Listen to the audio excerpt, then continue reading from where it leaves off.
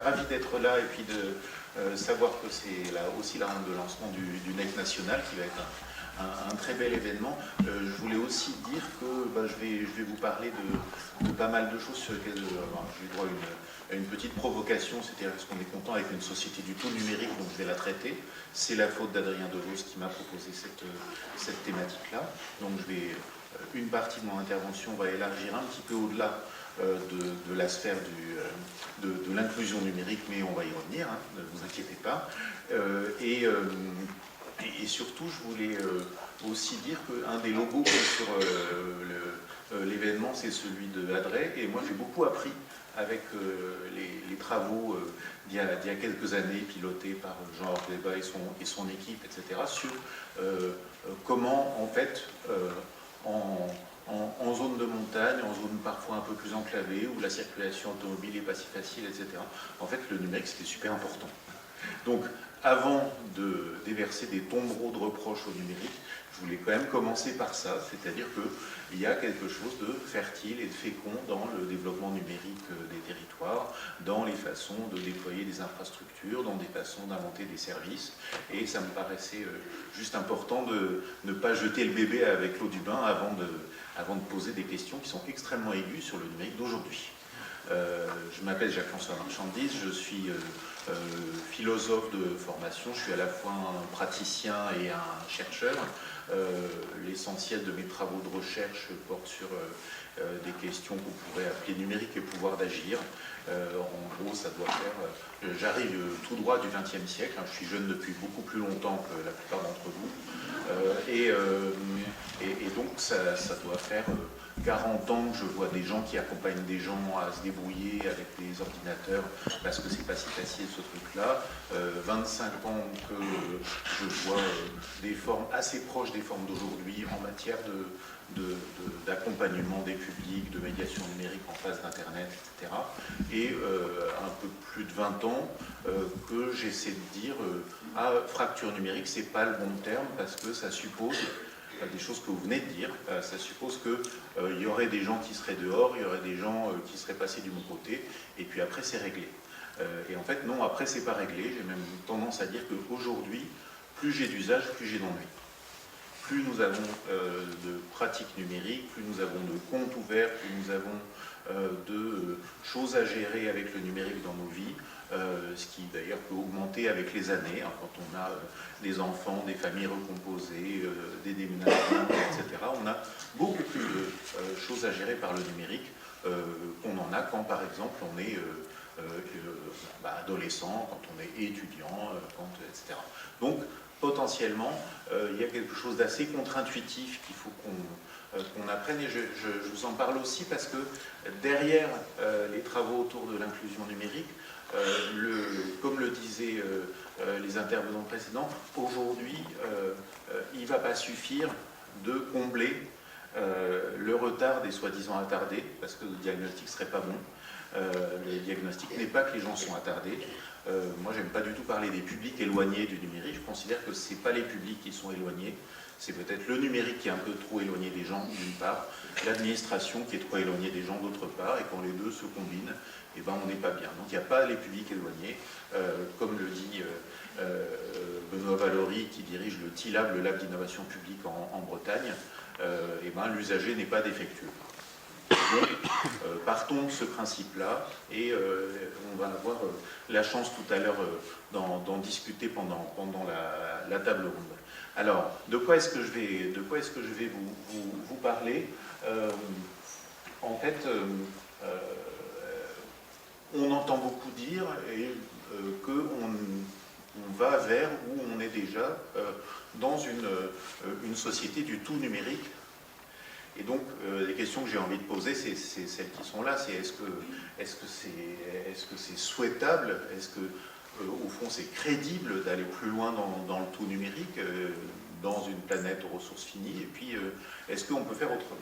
Et alors, avant de rentrer dans le détail de ce que je peux vous en dire, en fait, on vous a posé la question à certains d'entre vous. Il y a eu des retours de questionnaires qui se sont faits au fil de la semaine, un peu plus d'une quinzaine de retours sur comment est-ce que vous voyez 2035. Donc je vous engage, hein, si vous avez eu cette question, que vous n'avez pas eu le temps de la traiter ou que vous étiez sec, etc., à faire l'exercice ou à le faire faire autour de vous, parce que c'est vraiment ultra intéressant. Et je commence par là.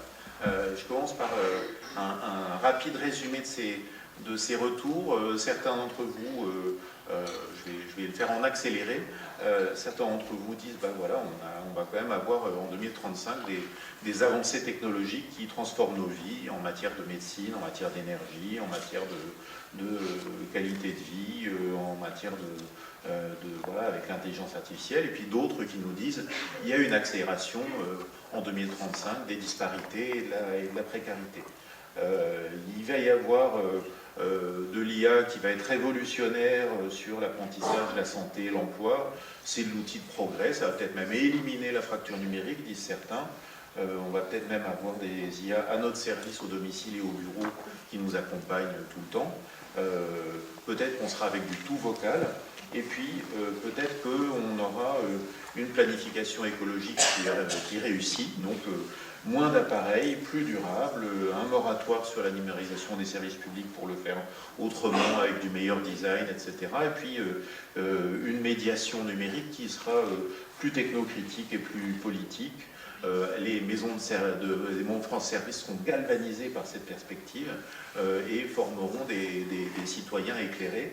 Et puis d'autres parmi vous disent on aura au fond réussi un numérique plus accessible, surmonter les inégalités, redévelopper les accueils physiques. Et là je repasse à la phase sombre un instant, puisqu'on est en montagne, donc on monte et on descend, hein.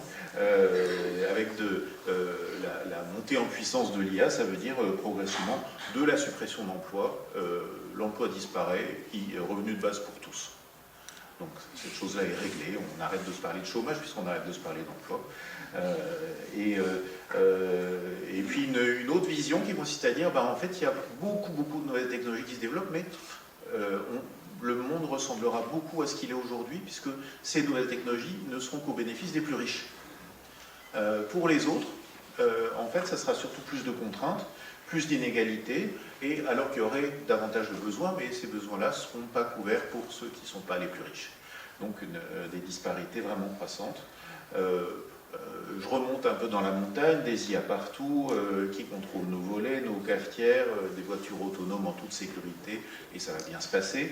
Et je redescends au fond de la vallée jusqu'à la submersion, avec de l'humain entouré, submergé et contraint par le numérique, de l'isolement, un développement tout à fait anti-écologique du numérique, et puis des codes partout, de la biométrie pour nous contrôler, des traces dans tous les sens, et un affaiblissement, une fermeture des services publics auxquels on peut accéder. Alors je continue à creuser dans le sol, là pour le coup une apocalypse numérique,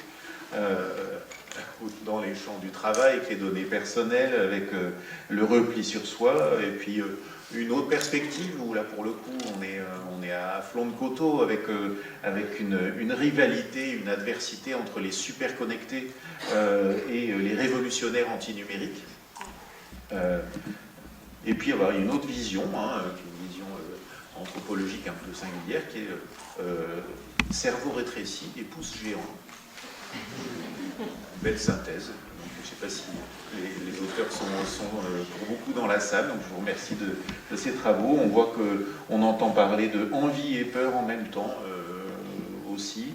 On parle de travailler collectivement pour maîtriser le numérique et ce qui ne va pas dedans et en maximiser les avantages. Voilà, donc merci à toutes les contributrices et les contributeurs de ce parcours, et ça me permet d'avoir commencé par donner la parole à certains de la salle avant de la prendre, sérieusement.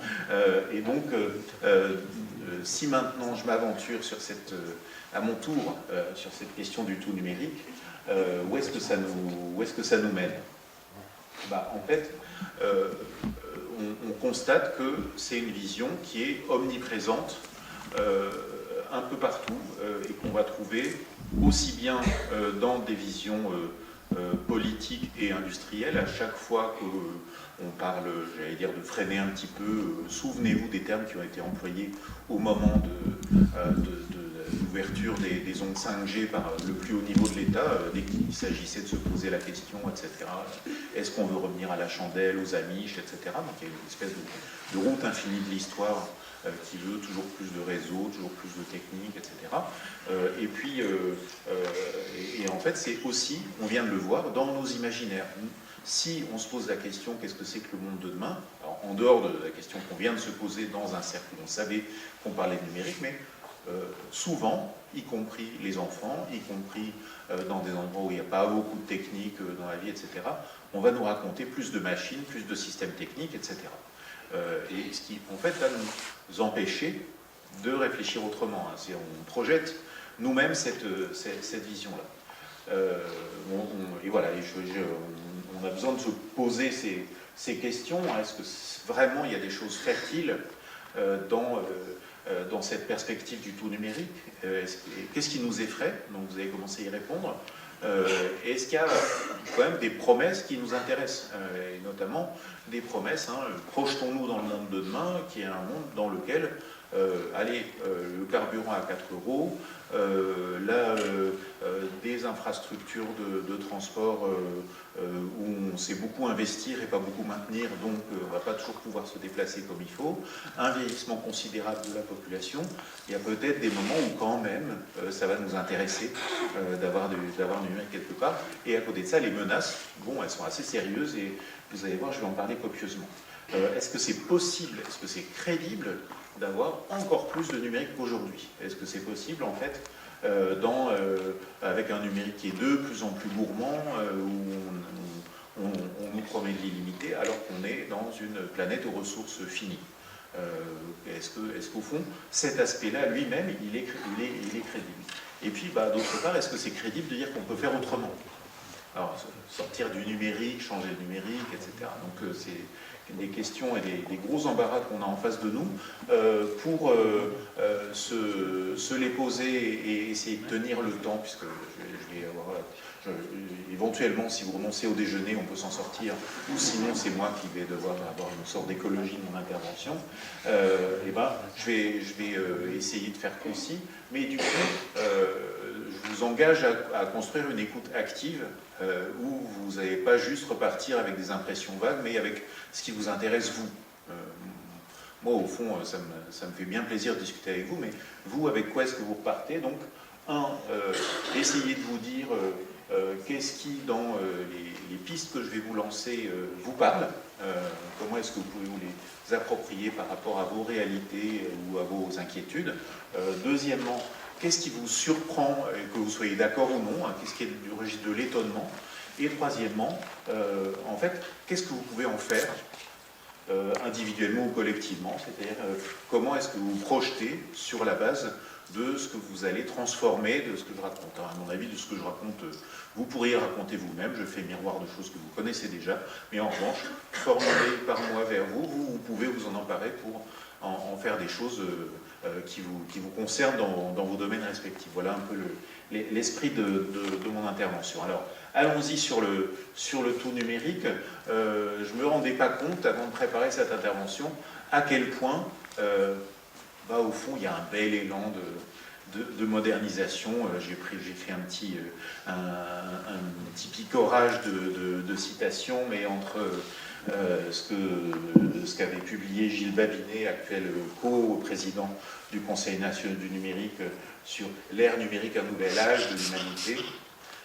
Et puis, il faut accélérer, et puis mieux nous préparer à la société du tout numérique, et puis l'Estonie comme modèle absolu, et puis je pourrais encore vous en donner quelques centaines, et vous allez pouvoir en trouver quelques centaines vous-même. Donc voilà, il y a cette espèce de paysage du tout numérique comme, au fond, très présent dans les propos, les discours, très relayés par la presse aussi, et très relayés par la communication des entreprises tech qui ont du tout numérique à vendre, qui ont pas mal de choses à nous raconter en la matière. Et puis, à côté de ça, vous allez trouver assez facilement un bouquet de critiques. Alors, par exemple, on en trouve dans la presse quotidienne régionale, comme La Montagne, sur la société du tout numérique empoisonne le quotidien des personnes âgées, mais vous allez en voir énormément qui racontent les naufragés du numérique, qui racontent toutes ces histoires-là. 100% de la presse quotidienne régionale fait très très régulièrement des unes et des articles sur cette question-là. Et puis ici vous avez un acteur associatif qui est membre du Pacte pour le pouvoir de vivre et qui relaye cette interpellation, comment survivre dans la société du tout numérique. Hein. C'est Solidarité Nouvelle pour le logement, mais ils sont quelques dizaines d'acteurs associatifs et syndicaux dans ce consortium qui en fait se dit comment on fait dans ce contexte-là. Ça va être vraiment très très compliqué, y compris des acteurs économiques qui nous disent c'est le moment du retour de l'humain, sinon on ne va pas y arriver, y compris au sein des entreprises et des organisations, avec des réalités du travail qui sont quand même aussi pas mal impactées, et puis des questions de liberté qu'on va trouver un petit peu partout. Le tout numérique, c'est un numérique dans lequel on n'est pas forcément en liberté, où au contraire il y a tout un ensemble de contraintes et de traces qui vont nous environner. Et puis ici et là, la question écologique qui va être posée notamment autour du low-tech par pas mal d'acteurs et incarné ici. Et voilà, donc ce bouquet de critiques, c'est un bouquet de critiques. Alors, on pourrait se le raconter. Moi, dans les travaux que j'ai pu conduire quand je dirigeais une petite association, la FING, qui fait pas mal de prospectives du numérique. C'est en fait, les critiques sont assez disjointes en général, mais si on arrive à les rassembler, c'est pas les mêmes personnes qui portent les différentes causes, pour le dire clairement. Mais si on arrive à les rassembler, on voit qu'il y a des questions de partage de la valeur et de fiscalité, il y a des questions nord-sud et de déséquilibres mondiaux, hein, très clairement. Il y a un aspect assez colonial dans l'exploitation minière des ressources qui nous servent à faire nos jouets, et en plus dans le destin des déchets, ce qui est assez épouvantable, comme d'ailleurs dans le travail indécent des travailleurs des plateformes, hein, des travailleurs du clic, etc. Et puis la déqualification du travail, les impacts environnementaux, le pouvoir exorbitant des grandes plateformes mondiales, des big tech, les questions de confiance qui se posent à chaque fois que, au fond, la confiance est très asymétrique et on nous prend beaucoup de données et nous ne savons pas bien ce qui en est fait, les fake news et la non-qualité de l'information, l'infobésité, l'absence de filtre qu'on a par rapport à ça, les menaces sur les libertés. Voilà, donc on a aujourd'hui un numérique qui, depuis un moment, est sur la sellette. Et si j'en fais un réquisitoire sommaire, c'est là qu'il ne faut pas que vous oubliez ce que je vous ai dit en préambule. Ça fait longtemps que j'y suis parce que ça m'intéresse le numérique, mais quand même voilà. Je vous ai identifié ces 5 points qui ne sont malheureusement pas les seuls.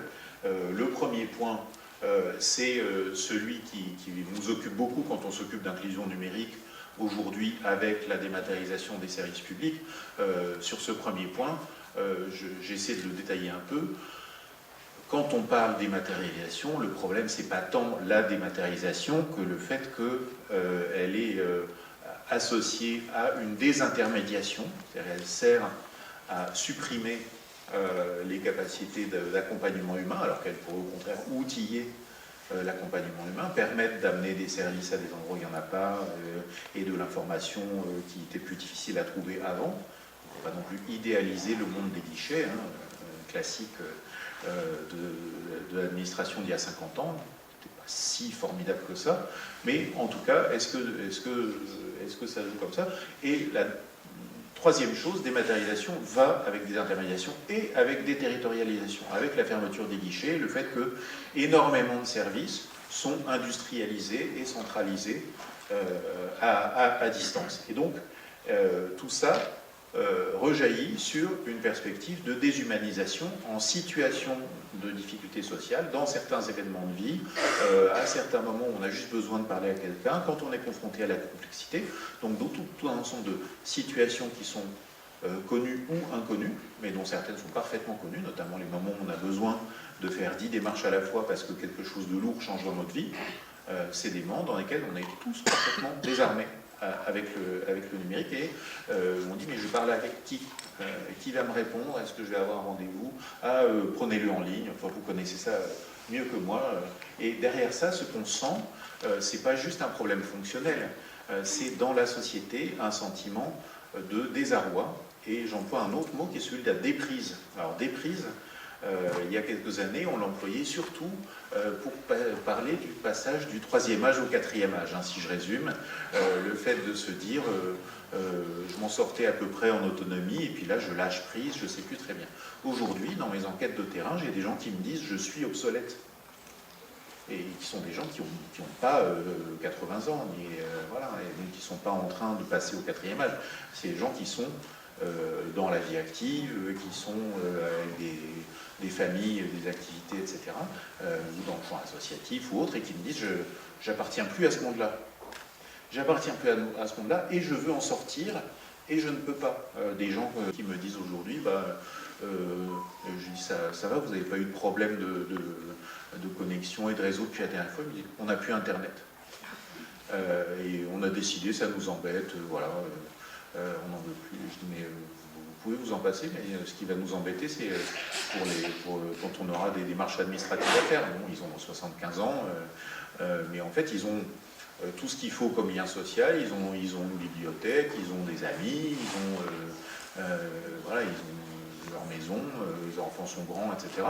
Mais on se rend compte qu'on ne peut pas sortir. On ne peut pas sortir parce que l'étape d'après, c'est qu'ils vont avoir des soucis à la prochaine déclaration d'impôt, à la prochaine discussion avec la retraite, avec tout un ensemble de sujets, et puis quand un des deux est malade, etc. Donc, déprise et désarroi, et aussi ce qui a été beaucoup analysé, notamment, j'allais dire, grâce au phénomène des Gilets jaunes, c'est le fait qu'il y avait quelque chose de la relation au service public qui était abîmé.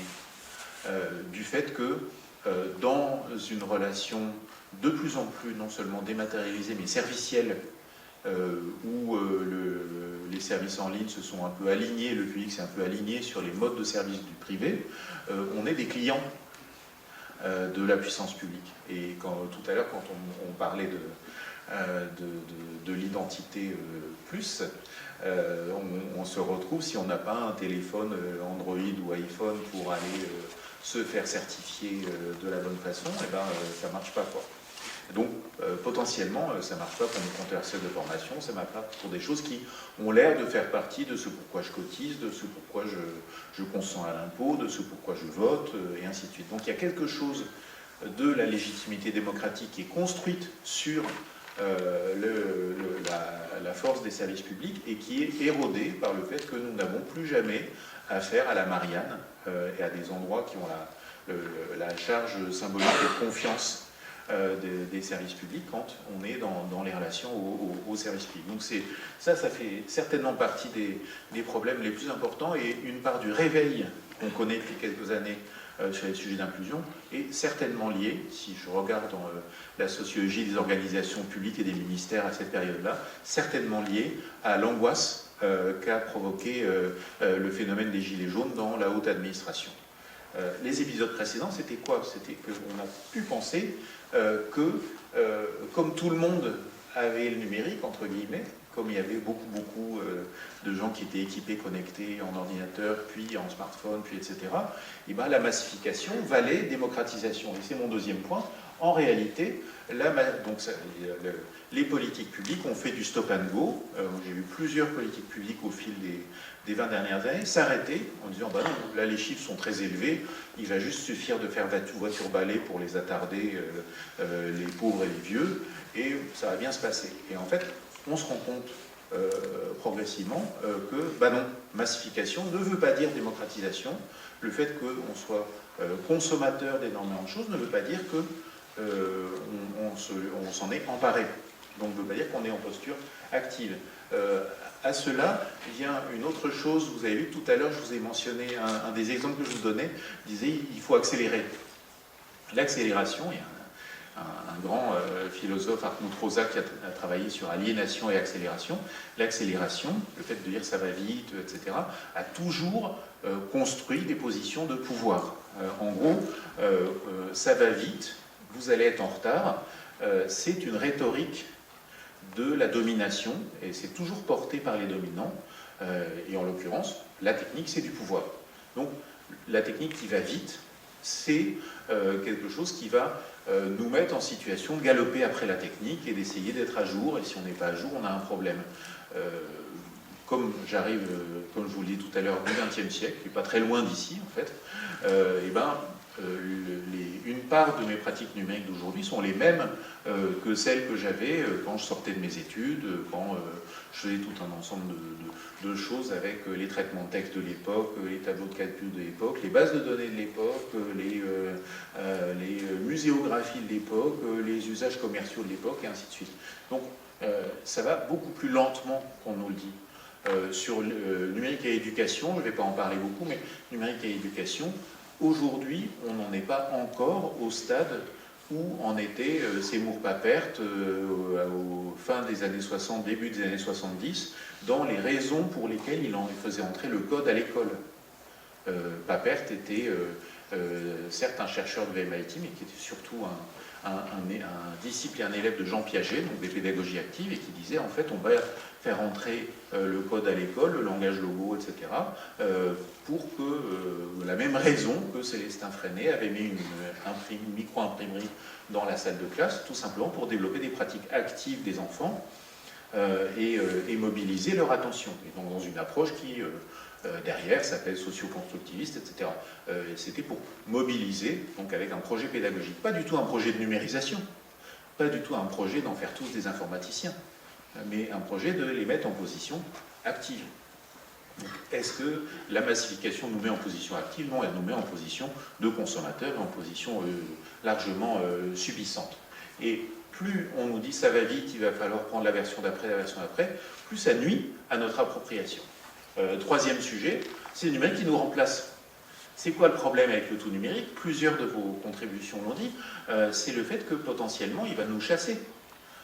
C'est que ça nous fait flipper que les ordinateurs soient meilleurs que nous au jeu d'échecs. Pourtant, j'ai un scoop pour vous, ils ne connaissent absolument pas l'expérience du jeu. Ils ne s'amusent pas, ils flippent, ils ne s'inquiètent pas du tout quand ils perdent, etc. C'est notre privilège de jouer. Les ordinateurs ne jouent pas. Donc on s'inquiète de ça, on s'inquiète du fait que le numérique puisse nous remplacer. À chaque fois que le numérique vient soi-disant nous remplacer, c'est quelque part les humains qu'on a considérés comme remplaçables, on les considérait déjà comme remplaçables. C'est-à-dire qu'on considérait déjà que ce n'était pas très intéressant que ça soit des humains avec tous les attributs de l'humain, qu'on ne voyait pas tellement la richesse humaine entre eux, en eux on voyait juste la capacité à contribuer à une fonctionnalité ou à contribuer au profit, mais c'est pas l'humain qu'on emploie dans une partie de nos emplois, c'est la force de travail, hein, si je le dis comme ça, et si la force de travail est substituable par la machine, une chose de ça est très banale dans l'histoire des techniques sur des millénaires.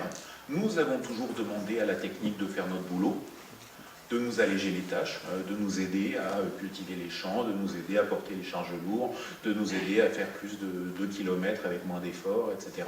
Donc pas de scoop. La question c'est, est-ce que c'est à notre profit ou à notre détriment? La question c'est, est-ce que le partage de la valeur dégagée par ça est quelque chose qui nous revient ou pas? C'est des choses qui ont été très étudiées par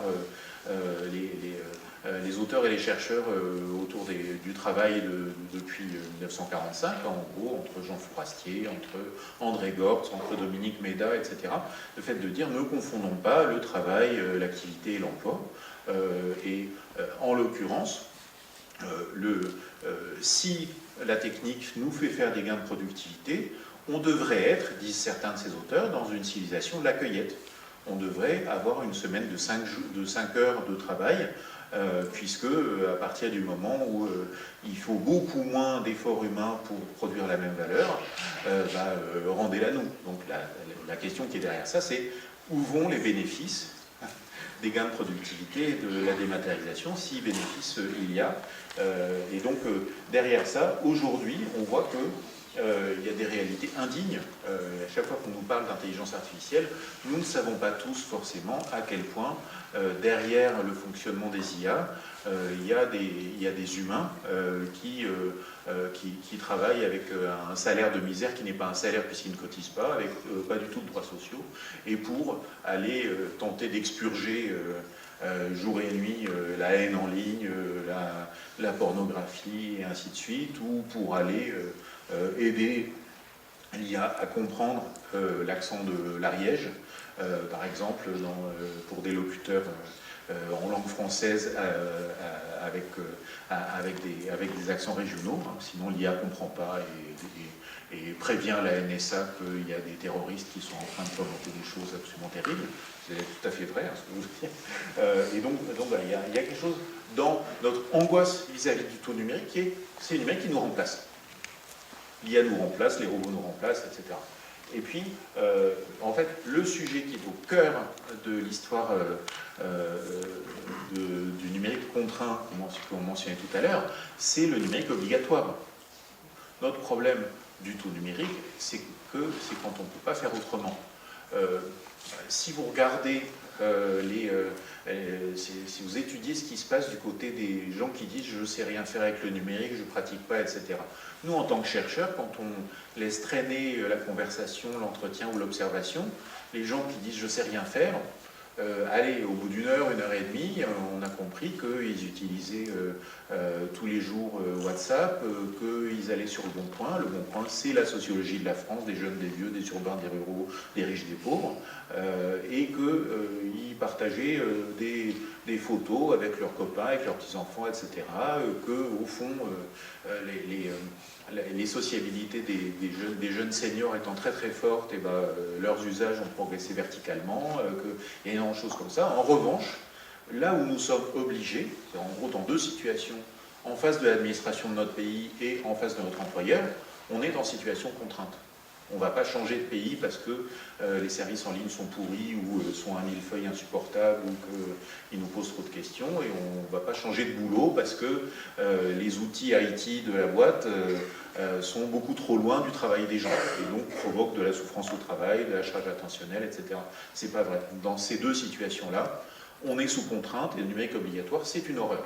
Donc comment est-ce qu'on fait pour avoir du numérique à la fois meilleur et pas obligatoire?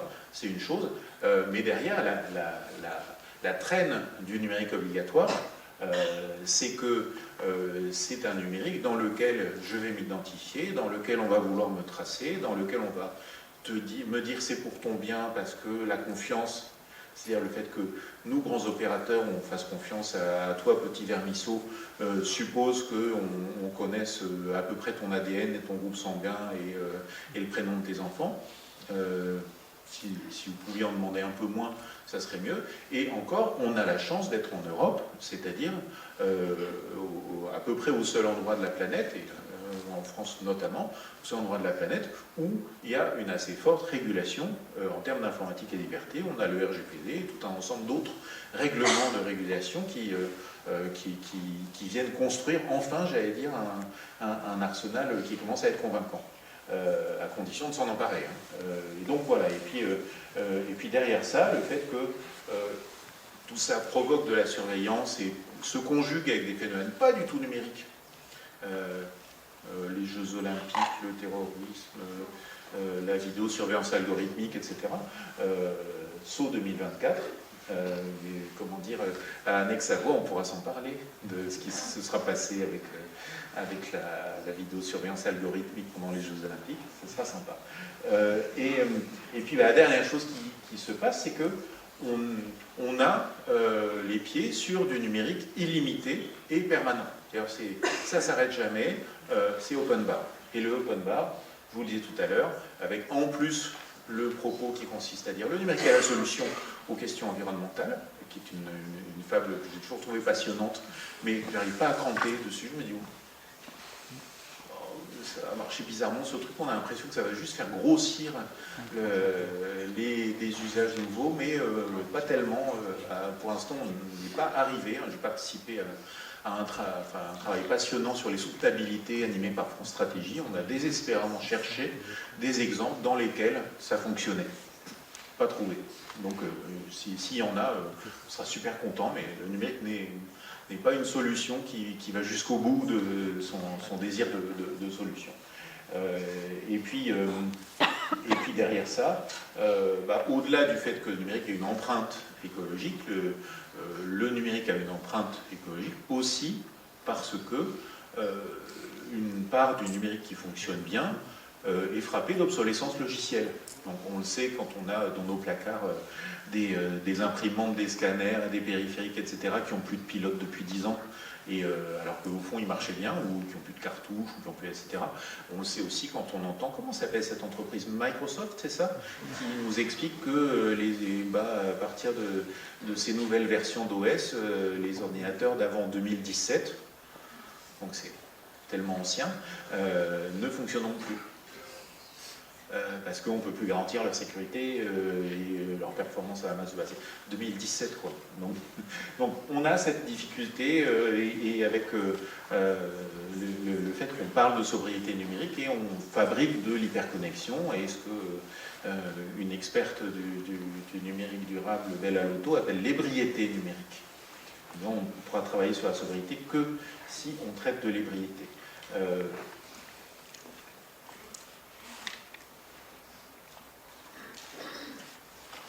Alors, il y a un autre aspect que je voulais vous mentionner, mais que vous connaissez toutes et tous, c'est qu'est-ce qui se passe quand ça ne marche pas. Qu'est-ce qui se passe quand ça ne marche pas? Alors voilà, moi je remarque sur les vitrines de magasins avec des écrans, je vois constamment ces images que vous avez à droite avec un écran qu'il faut rebooter, etc.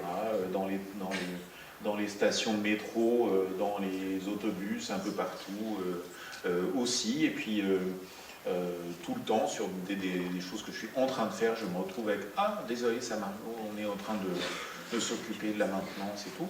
En fait, c'est pas accidentel.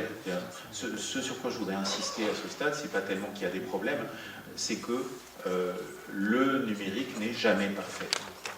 Il y a quelques années, Rennes Métropole m'avait demandé de faire une conférence sur la vie numérique.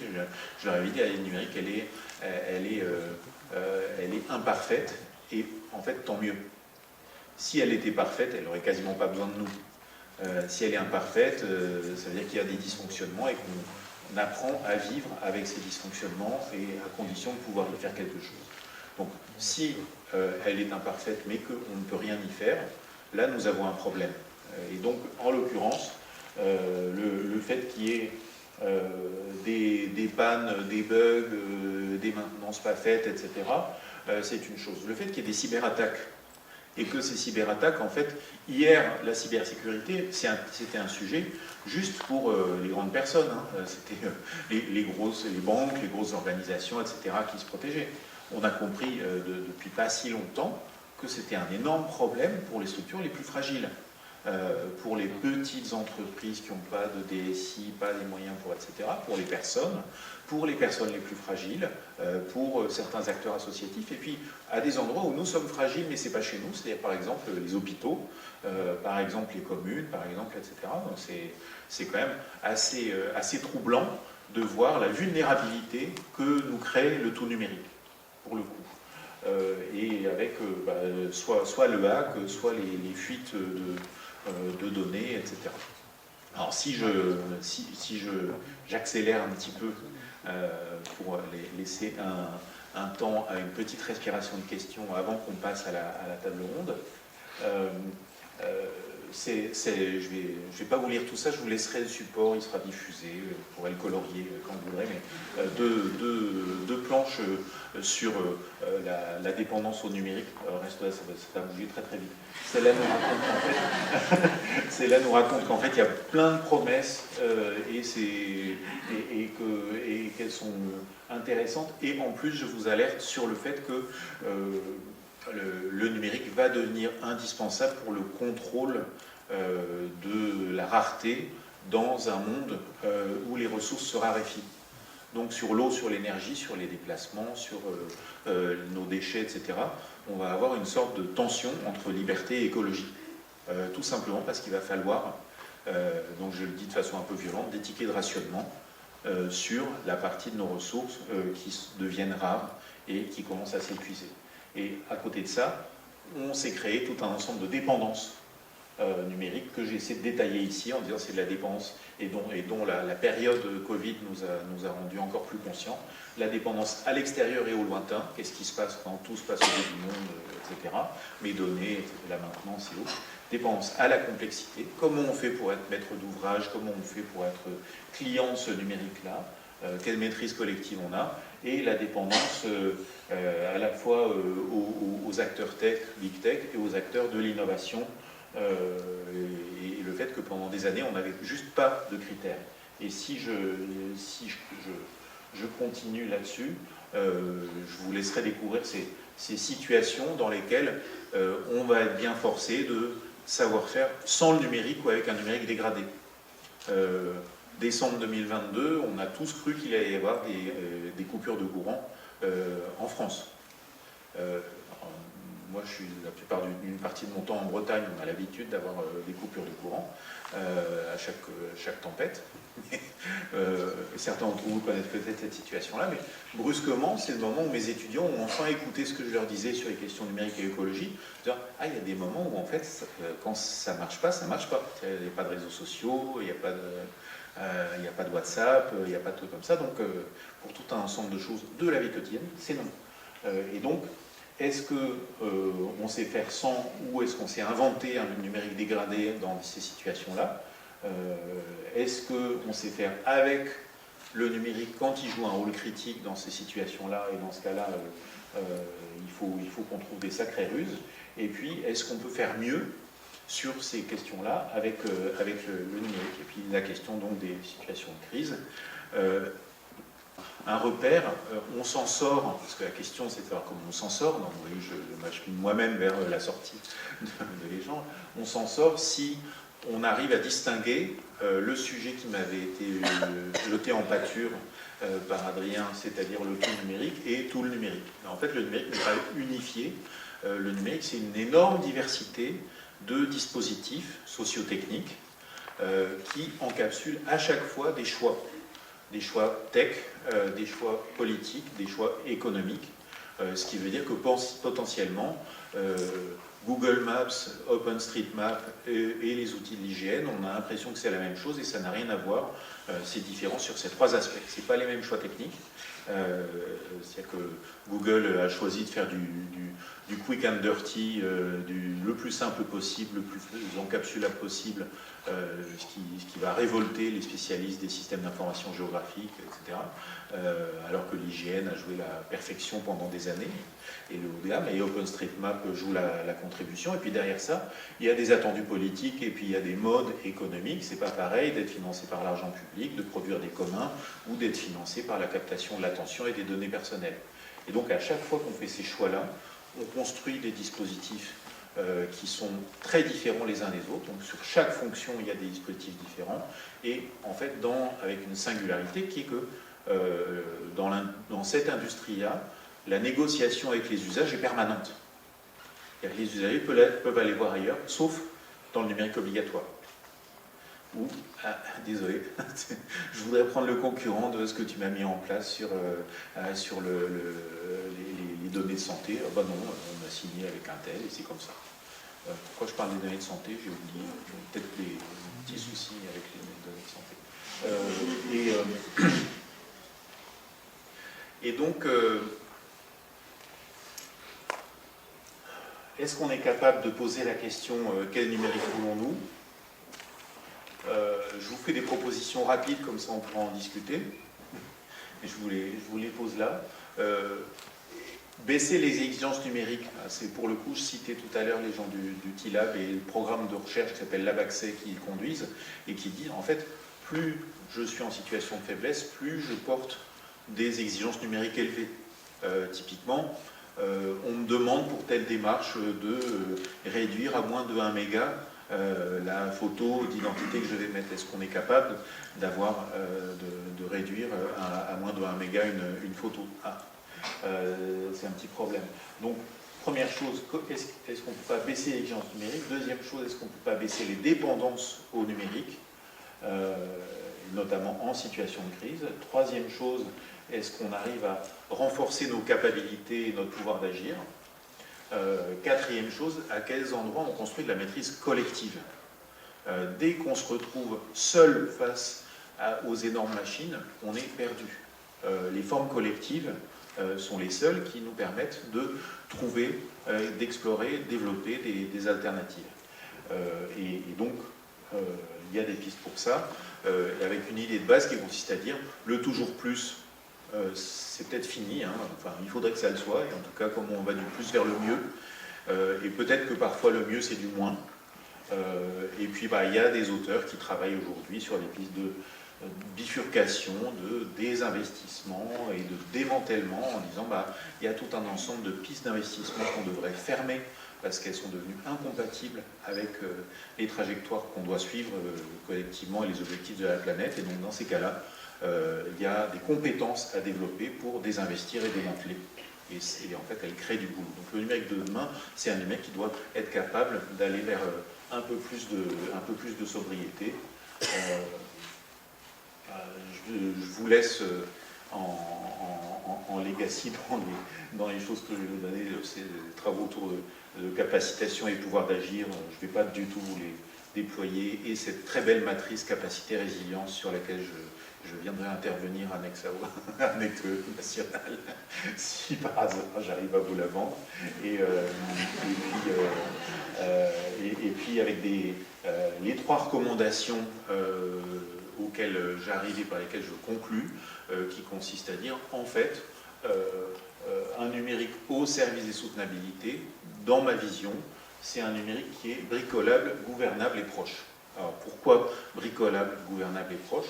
Si je ne sais pas ouvrir le capot, je dépends, et si je ne connais personne qui peut ouvrir le capot, surtout dans un environnement relationnel correct et financier correct, je ne saurais pas m'en sortir de situations contraintes et dégradées. Et nous sommes dans un monde en polycrise. Hein. On n'est pas, on peut se raconter, on peut dire que demain on va être dans un monde pacifique et où ça se passera bien avec la Russie, les questions climatiques seront résolues, etc. Mais cette fable-là, bon, hein, on va peut-être l'abandonner. Deuxième chose, ne faisons pas des choses que nous ne savons pas gouverner. Ne faisons pas des choses sur lesquelles moi j'ai été alerté quand même par des chercheurs INRIA qui me disent on est chercheur en informatique, on va à l'effondrement, on fait des systèmes beaucoup trop complexes, personne ne va savoir les piloter. Et surtout parce qu'ils se combinent entre eux, chacun d'entre eux peut-être, mais si nous chercheurs on vous les donne et puis vous en faites des... qui va savoir les piloter? Si la société ne sait pas le faire, il ne faut pas le faire. Et puis troisième chose, il y a une vertu assez forte d'un numérique décentralisé, acentré, proche des espaces de décision et des espaces de pratique, et plus dans une approche de premier kilomètre que de dernier kilomètre. Dans la philosophie d'origine de l'Internet et du web, en fait, l'usager est le départ du réseau. Il n'est pas le point le plus éloigné du centre. Donc il y a une vertu collective à réfléchir comme ça. Voilà, merci de votre attention.